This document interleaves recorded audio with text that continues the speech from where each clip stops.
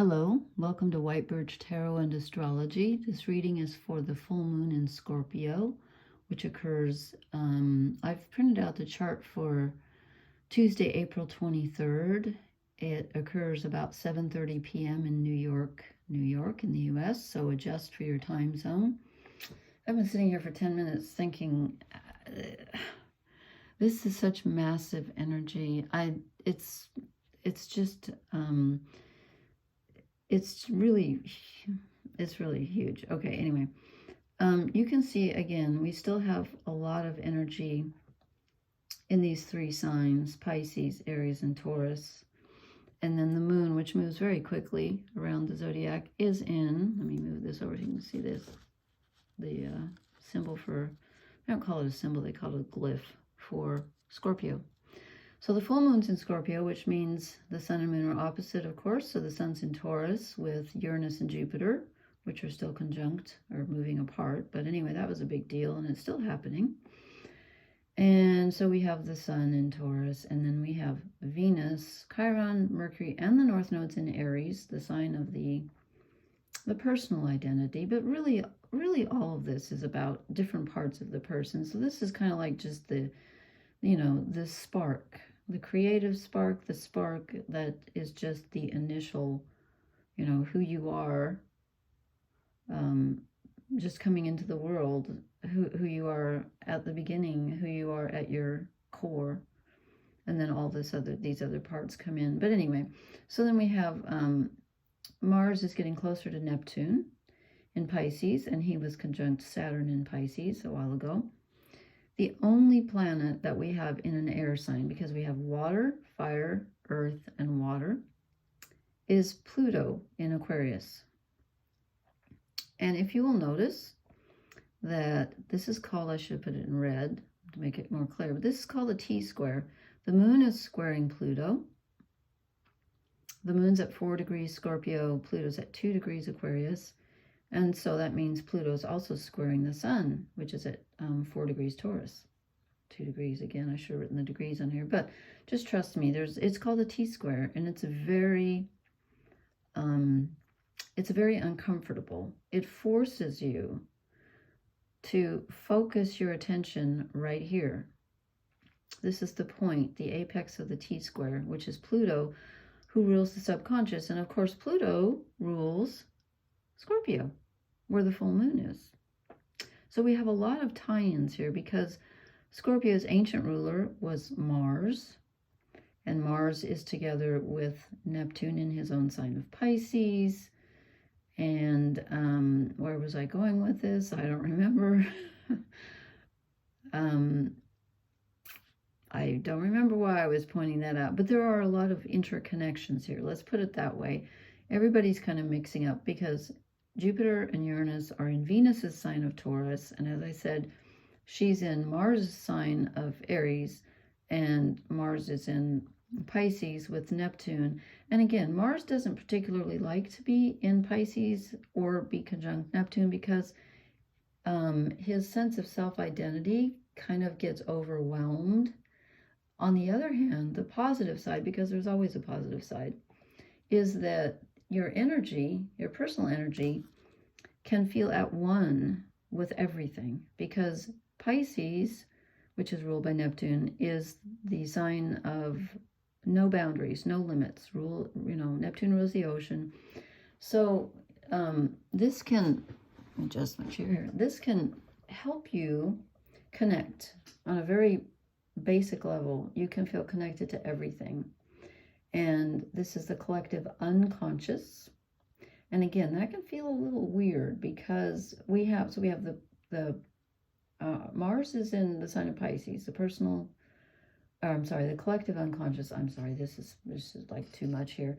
And then the moon, which rules our emotions, our emotional self, is in the sign of Scorpio, which rules the personal subconscious, which is ruled by Pluto, again with this square. So what does all this mean? It means that whether you like it or not, and again, you can always ignore this energy. You can try, but what it's going to ask you to do is to look at something in your subconscious. It will be visible with the full moon here. That's when, you know, the moon, which rules our emotions again, is completely visible.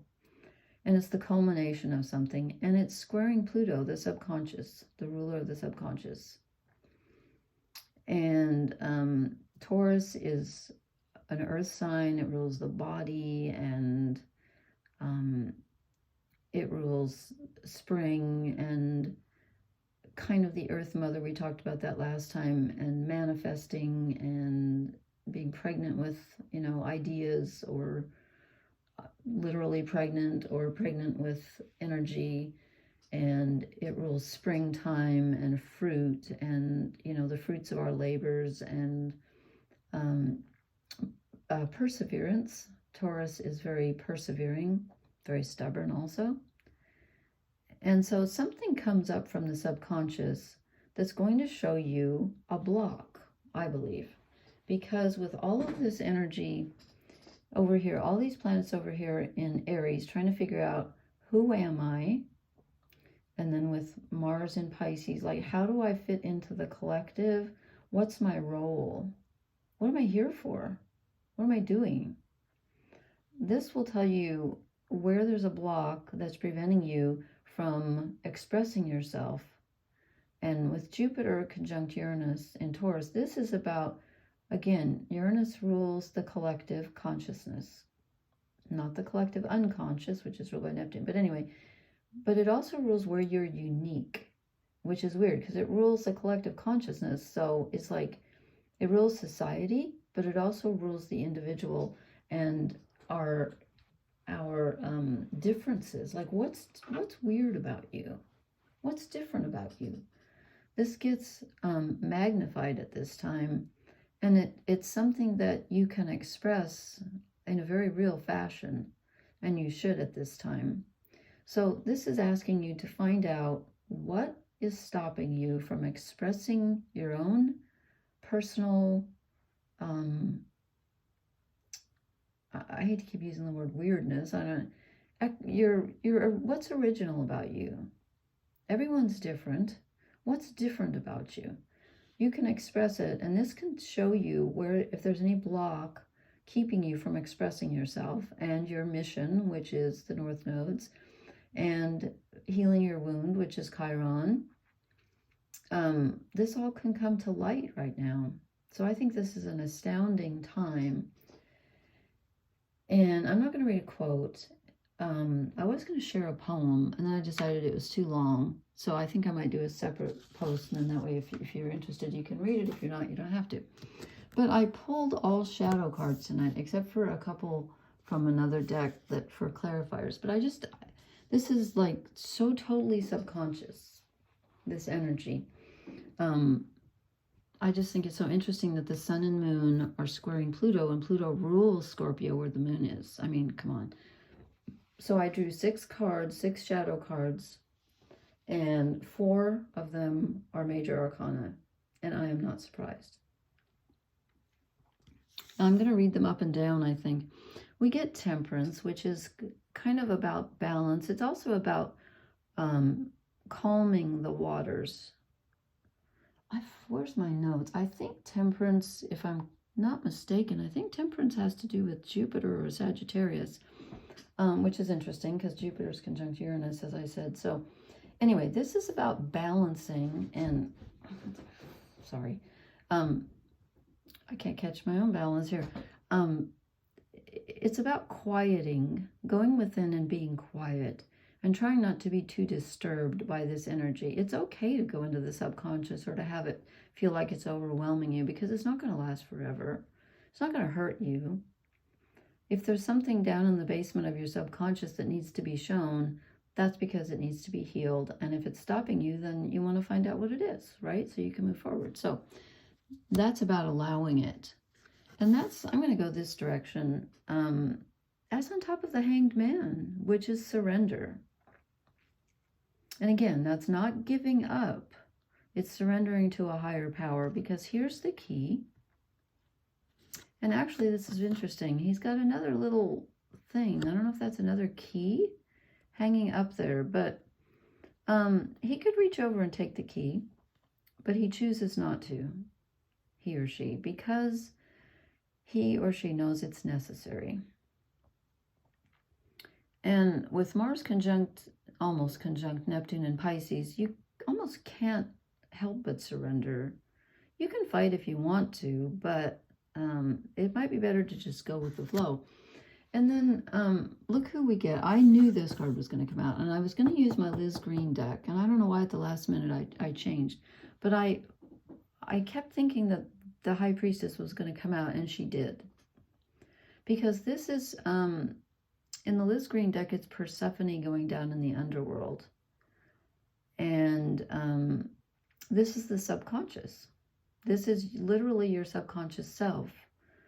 And so this is about taking, oh no, I can't say taking control. It's allowing, it's opening, it's receiving, it's yin energy. You know, you can't receive anything unless you open the door.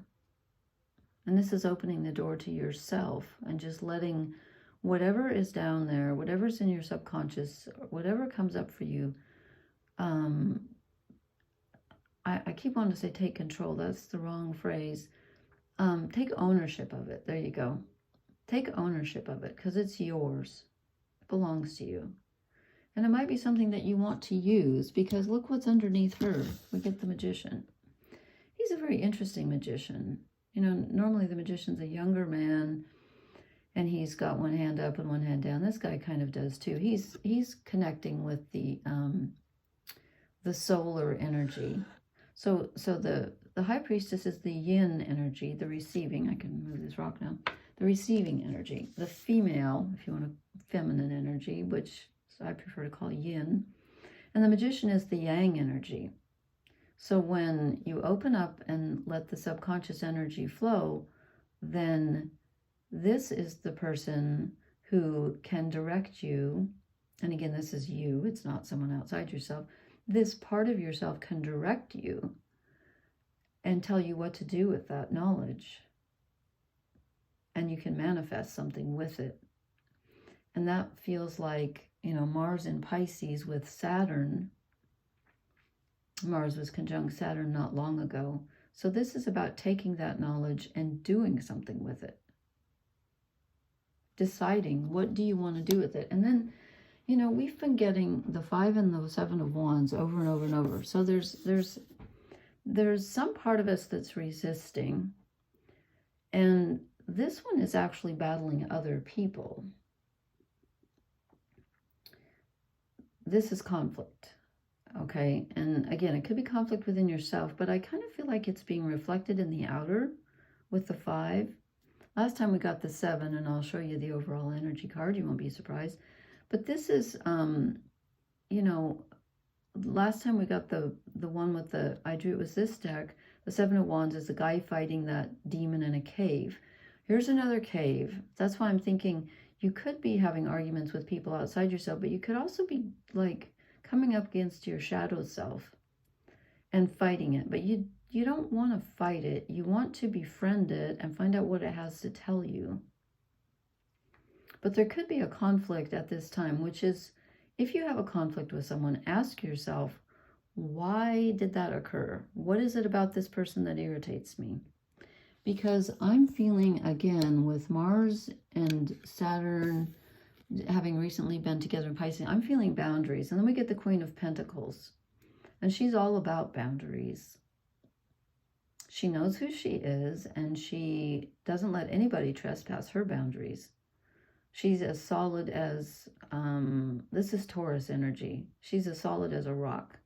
She's like, you know, I'm in control, and I'm queen of my own energy, and no one's going to take it from me. And you know, it's interesting, in the Liz Green deck, this shows Persephone going down into the underworld with the pomegranate. And I was going to pull out that card to show you, but I decided to draw a card instead, so I didn't pull it out in case it wanted to come out, but it didn't. Anyway, she's she's abducted. Persephone is the daughter of Demeter, the Greek goddess of the earth and its abundance. And in Rome, I think she's Ceres, C-E-R-E-S, which is where we get the word cereal, because she rules growing things. And so during the winter, okay, so let me start over. Her daughter Persephone gets abducted by Pluto, who's called Hades in Greek, the god of the underworld. He takes her and takes her to the underworld, and she eats of the pomegranate. And you know, if you ever have read any stories about like fairyland, if you get, find yourself in the wrong path and you end up in fairyland, if you eat or drink anything, you're stuck there. So Persephone eats of these seeds, which I believe have a sexual connotation there, of the underworld. And so then she can't come back up. But then Hades or Pluto finally relents and lets her come up for half the year. And she reunites with her mother. And that's why we have winter for those months, is when Persephone is in the underworld and Demeter, her mother, is grieving. And the only god that can traverse the kingdoms and go from the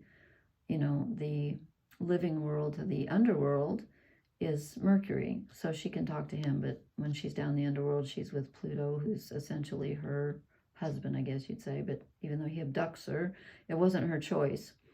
But even though it wasn't her choice, she still kind of becomes the queen of the underworld.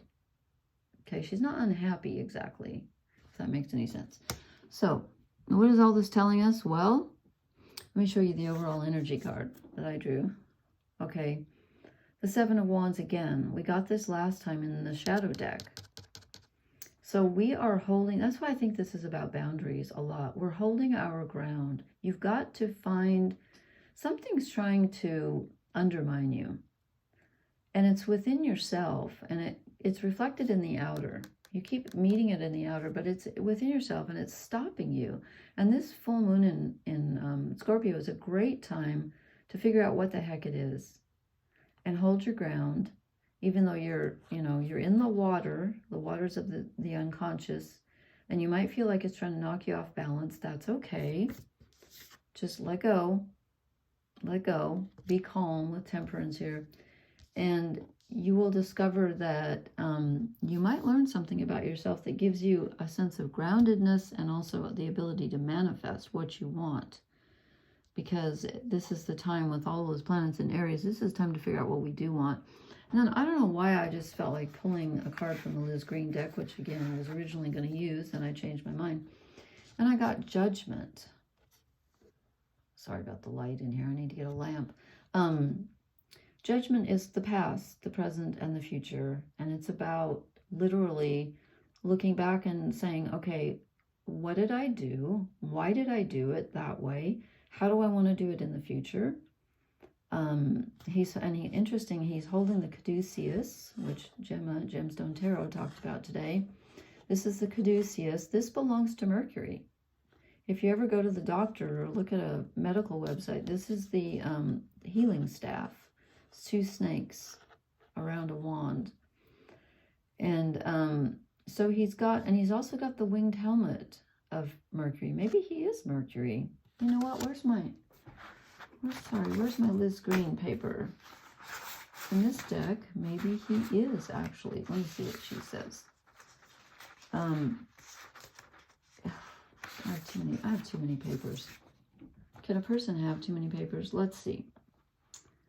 Judgment. Yeah. Duh. Okay. Yeah. In this deck, he's Hermes. That's Mercury. He's the psychopomp. That's what they call him. He's the guy who's able to, he's down in the underworld with the past, the present, and the future. I don't know which one's which, but it doesn't matter. So that is Mercury, actually. And that's really interesting because, let's see, Mercury was conjunct Saturn when we had the eclipse. So he was conferring with the god of time and manifestation. Okay, so what does all this mean?